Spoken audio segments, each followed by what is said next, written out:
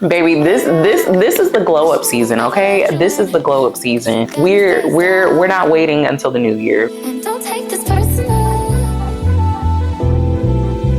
Just the words, you know what you've done to me. And although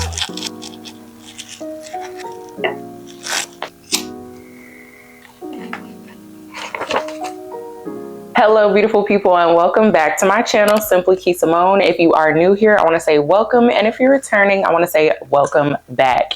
Here on my channel, I talk all things mindset, growth, and lifestyle, and today we are jumping into how to glow up for fall. We are not waiting until the new year to start this glow up journey, continue this glow up journey, and I'm about to show you exactly step by step you can glow up this fall so you can be ready for 2024 and become the best version of yourself. So if you feel like that this topic resonates with you, which if you clicked on this video, then I know it does, then go ahead and grab you some water, wine, or kombucha, girl. Grab your notes, sit back, get cozy, and let's just hop into the video. Well, welcome back for another one of my mindset chit chat videos. As you can see, this is clearly my bag now, okay? We're trying to get back to incorporating vlogs and work-life balance, just life balance within itself. We're getting there. We're getting there. But you know what? I am glowing up this fall, and I know that you all are ready to glow up as well. We're just gonna go over some tips and some steps that you can take in your personal life that I'm also taking in mine so that we can glow up this fall and that we can just blossom into the person that we want to be before the new year starts, okay? I was inspired to make this video because normally every year when the fall time hits, when it's about to hit September 1st, I really feel like I'm always in a transformative space. I'm always in a space of reflection, and I'm also in a place where I am really grounding myself and preparing myself for growth. Fall is a season for transformation. It's a season for shedding. It's a season for preparing for what's to come, what's to grow, and I always feel that way, so I was super compelled. And then I also recently just saw this post and I reposted it on my story, and I'm going to pop it up on the screen here, but it says October to November is going to be nothing but blessings and miracles. I know it and I claim it. And then I also went in to, share some of my insights on why fall is my favorite season and what it really means to me. So I said, fall all around is my favorite season. It's just something about the weather changing and nature preparing to shed, hibernate, and be born anew next year. With that being said, Texas, please don't piss me off, which if y'all know, I live in Texas, and fall be acting kind of shy. She be acting like she don't want to come out. She be acting like she don't want us to wear our cute sweaters and our boots and, our peacoats and all that stuff. But we rebuke that. I rebuke that, okay? I rebuke the Texas heat. The start of holidays, gatherings, fun events, good food, the dope and cozy fall attire. Fall is the ultimate put that shit on season. Let's be real. Let's be honest. Scorpio season is right smack dab in the middle of it all. Celebrating every year of life, no matter what I'm actually doing, is so very important to me. And with me turning 30 this year, it's completely different. I am blessed beyond measure, and I thank God for every year of life.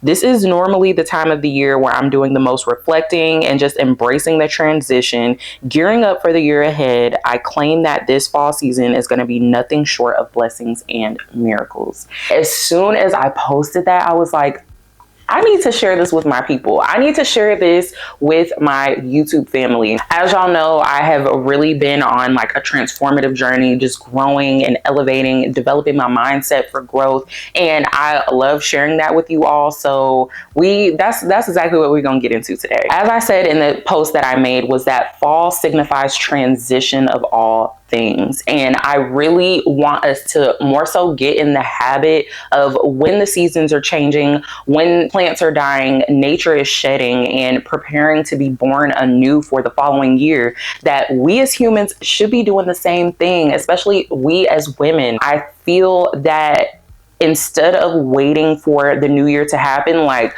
we're always talking about when the new year starts, I want to hit the ground running. We have our vision boards and we have our list of all the things that we want to do and accomplish. But in that season, you know, things are normally still dormant. It's still winter. You know, we're recovering from the holidays and we tend to already be burnt out before we start on our new journey for the year, start on our goals, start really just honing in on all of the things that we want to accomplish and the woman, the people, the person that we want to grow to be. So I feel like the fall is the perfect time to initiate that. That way, when the new year hits, we're already in the groove. Like we're already in that mindset. We're already in our routines. We're already probably hitting some of the goals that we want to hit. So let's go ahead and dive into, you know, the notes. You know, I'm always hipping y'all to the T and the things that I'm doing within myself because I want to see us all grow and I want to see us all elevate. And I really feel like that the time is now. So the first thing that I want you to do in the start of this season is to just check in with yourself. Take a moment to check in with yourself.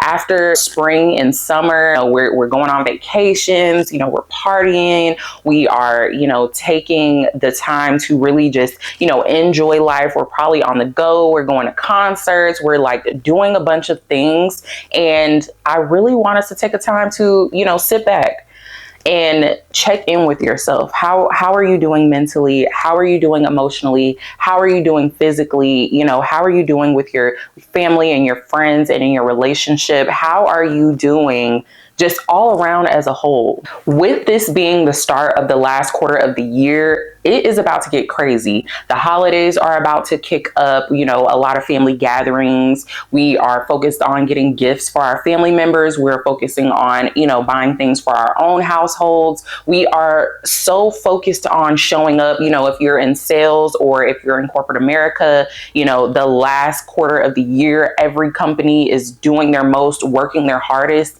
And I feel like we could get sucked up into the craziness of the last quarter of the year. So that's why I feel like that is really, really important, just so that we can take a moment, take a step back in between the summer months and the end of the year, fall going into winter times, to really check in with ourselves and see where we are, reflect on what it is that we've accomplished throughout the year, reflect on what it is that we've been able to uphold, and also reflect on the things that we've probably fall off on, like where are the goals and where are the things that we have set out for ourselves that we probably haven't even accomplished yet. Once we take the time to really, you know, evaluate and just reflect and see where we are in life, then we can really discover and focus on those areas where we really want to glow up this fall season. Step number 2, now that we've checked in with ourselves and really evaluated, you know, the areas of our life in which we would like to glow up, the areas of our life where we like to revisit because maybe there's some things that have fallen off throughout the year, maybe there's some goals and some routines that we've fallen out of,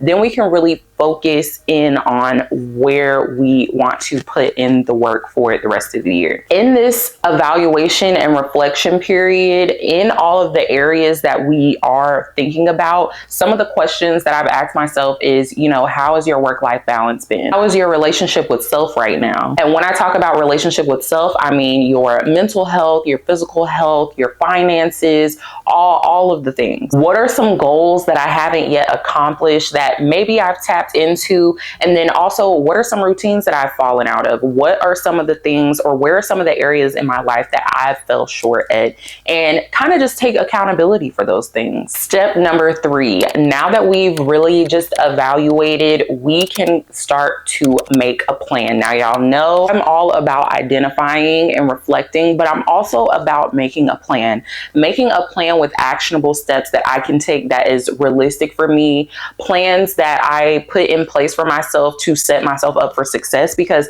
a lot of the times whenever we're, you know, creating these plans and creating these goals and creating steps that we want, we kind of set ourselves up for failure because we're not really realistic with ourselves. We want to accomplish so much in such a short amount of time. We want to change so much about ourselves in such a short amount of time. And we often forget that it's a process. Okay. So instead of shooting yourself in the foot, we really want to take the time to make SMART goals. If you don't know what a SMART goal is, and a lot of you may already know what SMART goals are, but SMART stands for specific, measurable, attainable, realistic, and timely. With all of these things, we really want to put into perspective exactly what it is that we want to tackle. In each of these areas in our lives in which we do want to glow up and we do want to make changes, we want to split everything up into categories and make very specific goals. I can tell myself that I want to be healthier for the rest of the year, but how is that specific? Am I meaning healthy in my mental? Am I meaning healthy in my physical? We want to make them very specific. In each of these areas in your life, whether it be your work, whether it be your relationship or your marriage, whether it be with your kids,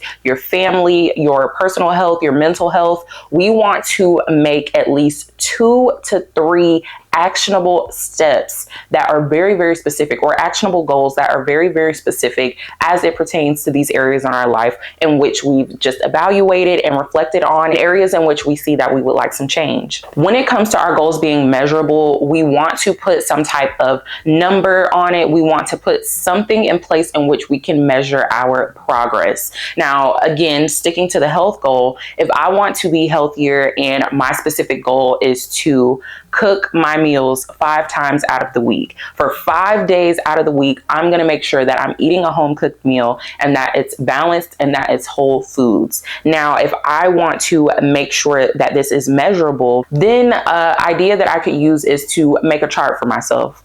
I can measure the success of me reaching this goal or continuing to stay on this routine by how many days out of the week that I am eating a home cooked, well-balanced meal. That's something where I can measure my success. That's how I can gauge how well that I'm staying on track. So if you want to make sure that you are staying on track and holding yourself accountable, make sure that with your very specific goal, that there is a way that you can measure your success and your progress on how you're doing. Now, attainable. And when it comes to being attainable, you want to make sure, is this something that I can actually do? Like, is this actionable? So for me specifically, it's just myself, my wife, and my dogs. I don't have any kids, and so outside of work, I don't have too much during the week that needs to be attended to that would keep me from cooking my meals. So this would be an attainable goal for me. Now, if you just happen to be, let's say you're a mom and a wife and your kids are in sports, they have a bunch of after school activities, you may not be able to cook 5 days a week. So in order to make this goal attainable for you, do you need to meal prep on the weekends, or do you need to meal prep maybe 2 or 3 times out of the week? That way you can make sure that you have leftovers, or, you know, some system in place to make sure that you stay on top of your goal. Because would it really be realistic for you to cook every day of the week? Are you normally tired? You know, is there something that is going to get in the way of you achieving this very specific goal? Now, the R goes hand in hand with making this goal attainable. Is this realistic? We look at our very specific goal, we look at how measurable it is, and we look to see if this is attainable for us in the time frame in which we want it. Is this realistic? Now, with me having the schedule that I have and having the responsibilities that I have throughout the week, I can clearly tell myself, is this realistic or is this not realistic? I know most times that we have this big goal in mind, and it's okay to think big. It's okay to think big, bitch, okay? You need to be thinking big, bitch.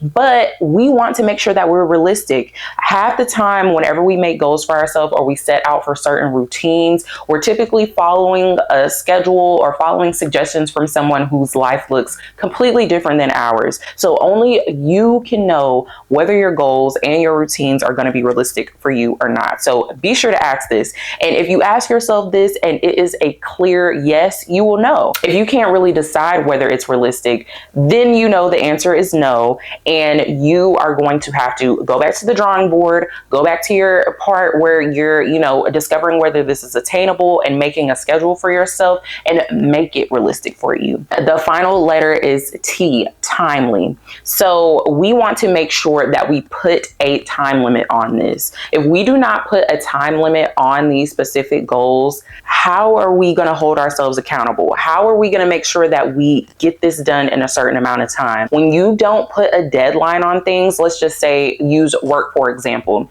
If your boss or your manager came to you and said, I need this product done, or I need this task, this specific task done, right?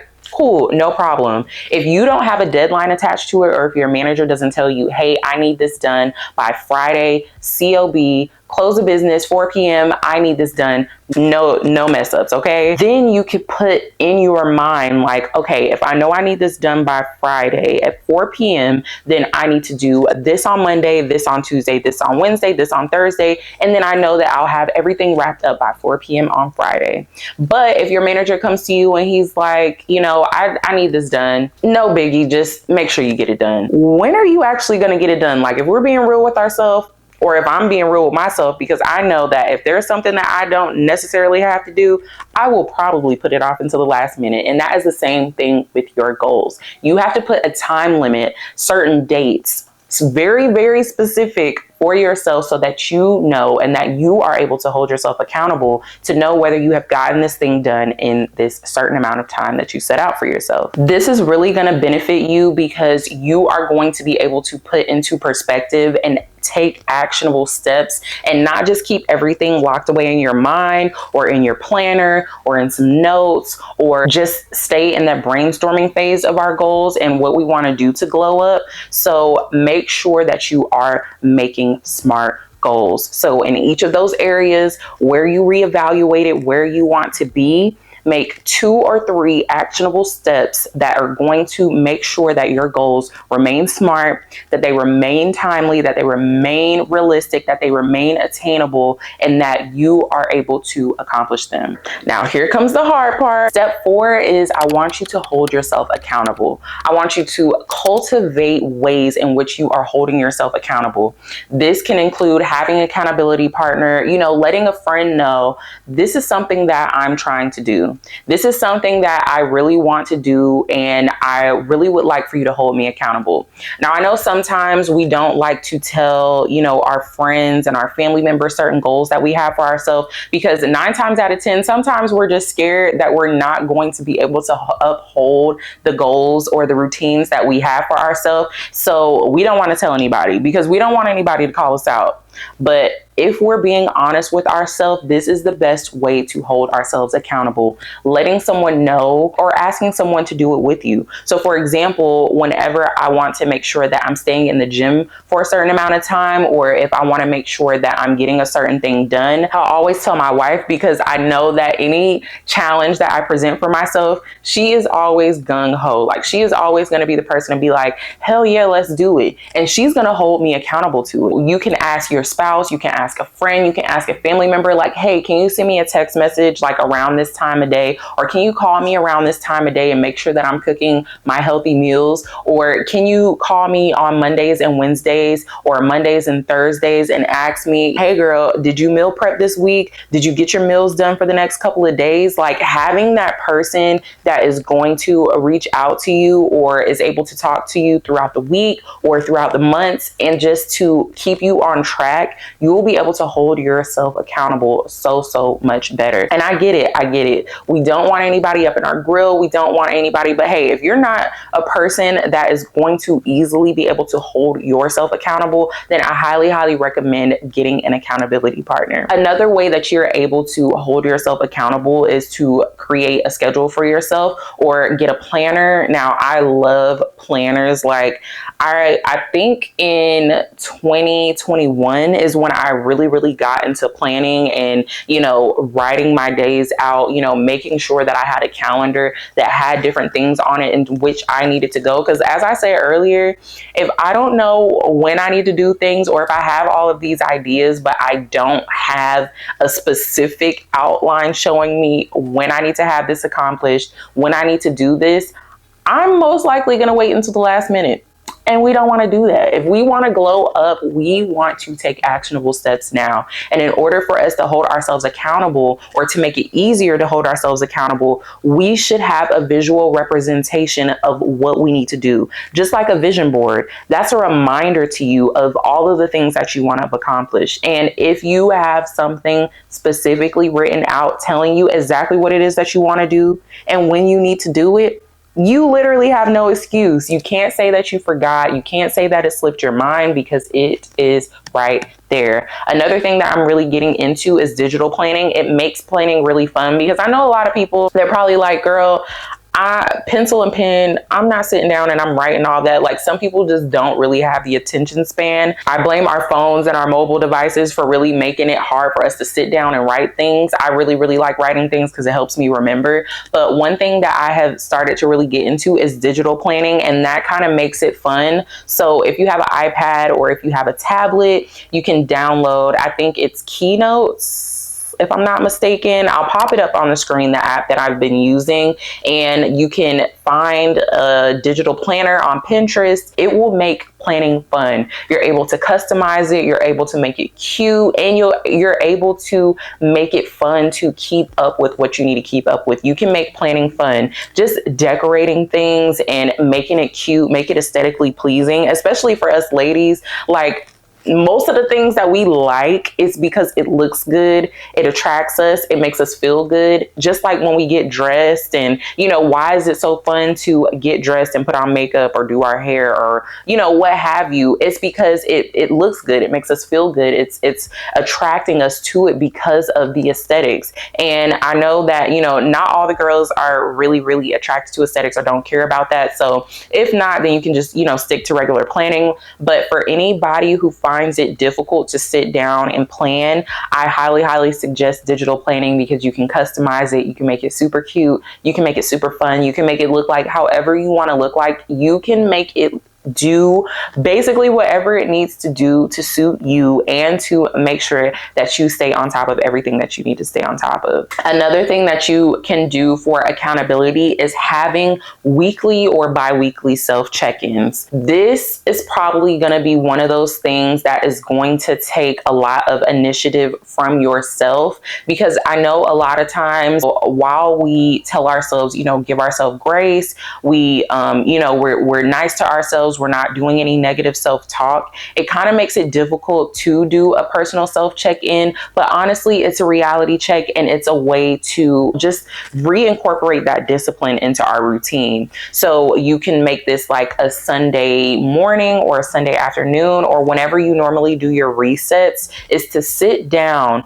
for just 10 minutes.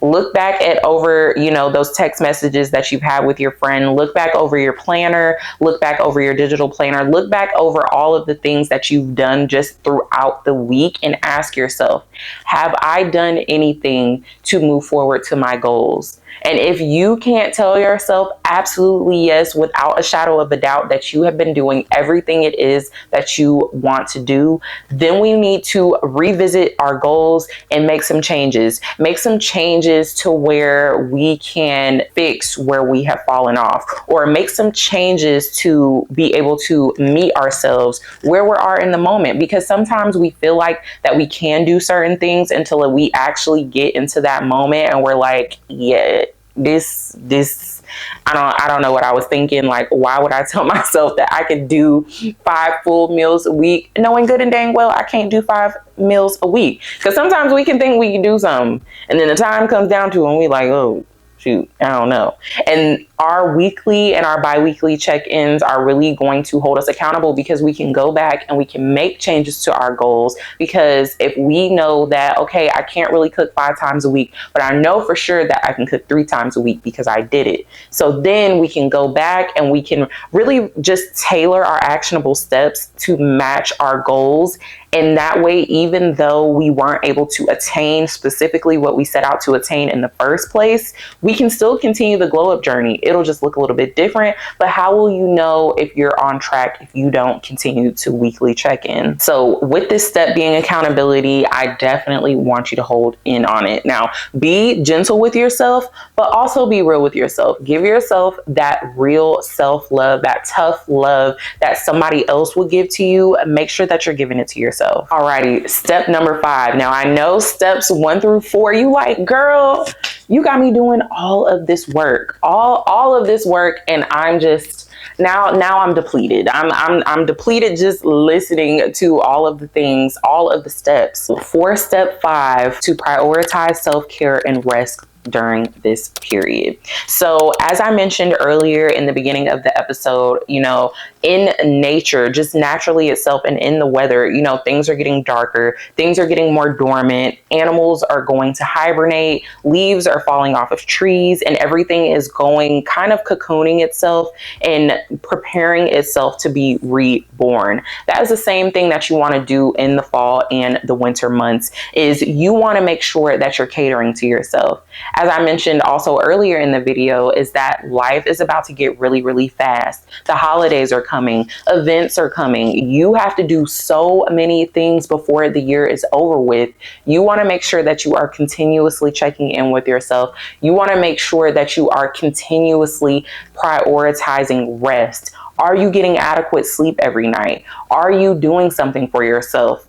Along with your weekly check-ins, when you're seeing all the things that you're doing and you're seeing all the changes that you're making in your life, make sure that you're doing something nice for yourself weekly. Look at it as a reward. Look at it as, I've done all of this stuff to continue to glow up. I've done all of this stuff to reincorporate these changes that I want to make in my life. We want to reward ourselves. We don't want to just keep putting in the work,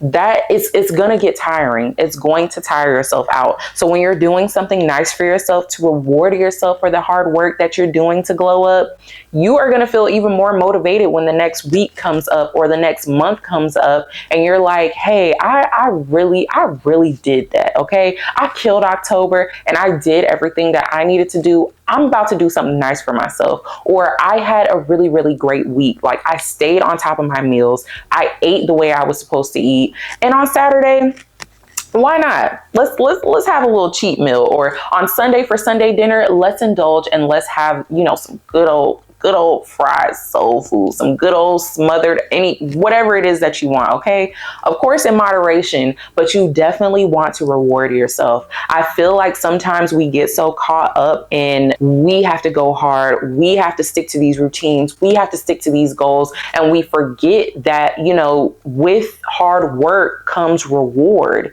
When you work hard, when you stay focused, you deserve to be rewarded. Just like whenever we were kids and we were in elementary school, we got all greens for, I don't know if y'all remember, like pulling a card, like whenever you're good, you're on green, you're getting kind of bad, you're on yellow. And when you really cutting up, you get a red. When we don't do those things and we stay on green the entire week or the entire month, we get rewarded for that. And sometimes us, as we grow up, as we're adults, we forget to reward ourselves for the hard work that we put in, because you really, really deserve it. Take the time to get your nails done. If you're, in saving money, because we about to spend a lot of money for the holidays, then do your own nails. Girl, all these press-ons and gel nails and all this stuff, we can do all of this stuff at home by ourselves, okay? But if it's in you to, reward yourself and take yourself to the salon, then do that. If you want to take yourself out for a nice glass of wine or a nice dinner self-care date, then do that.